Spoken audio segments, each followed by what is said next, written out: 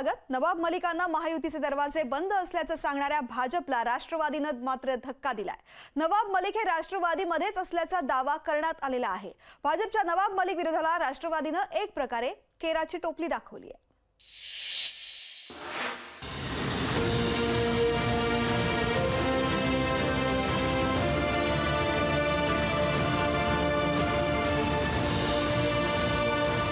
नवाब मलिक अजितदादांच्या राष्ट्रवादीत,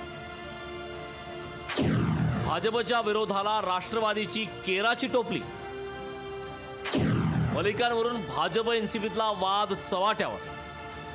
जो न्याय नवाब मलिकांना आहे, नवाब मलिकांसारखा आरोप, त्यांच्यासारखी जेल, त्यांच्यासारखी परिस्थिती ही इतर कोणाची असेल तरी त्याच्यावर तोच न्याय लागला पाहिजे हे आम्ही सांगू। नवाब मलिक हे महायुतीत नाही आणि राष्ट्रवादीनं त्यांना सोबत घेऊ नये असं ठामपणे देवेंद्र फडणवीसांनी सांगितलं।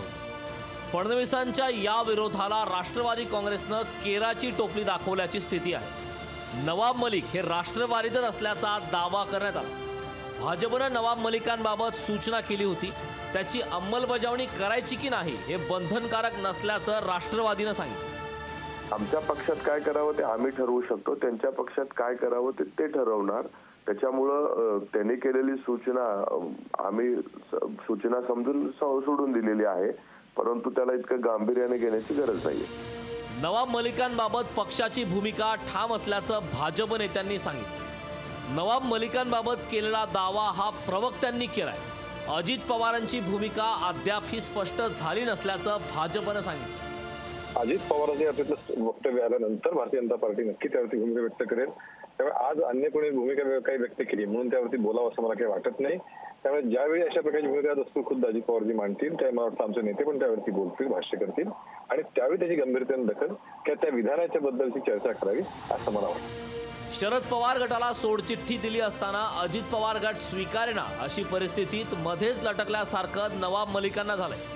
आता अजित पवार गटाने नवाब मलिक राष्ट्रवादीतच असल्याचं सांगितल्यानं राष्ट्रवादी आणि भाजपमध्ये वाद उफाळून येण्याची शक्यता आहे। स्वप्नील जाधव, लोकशाही मराठी, मुंबई।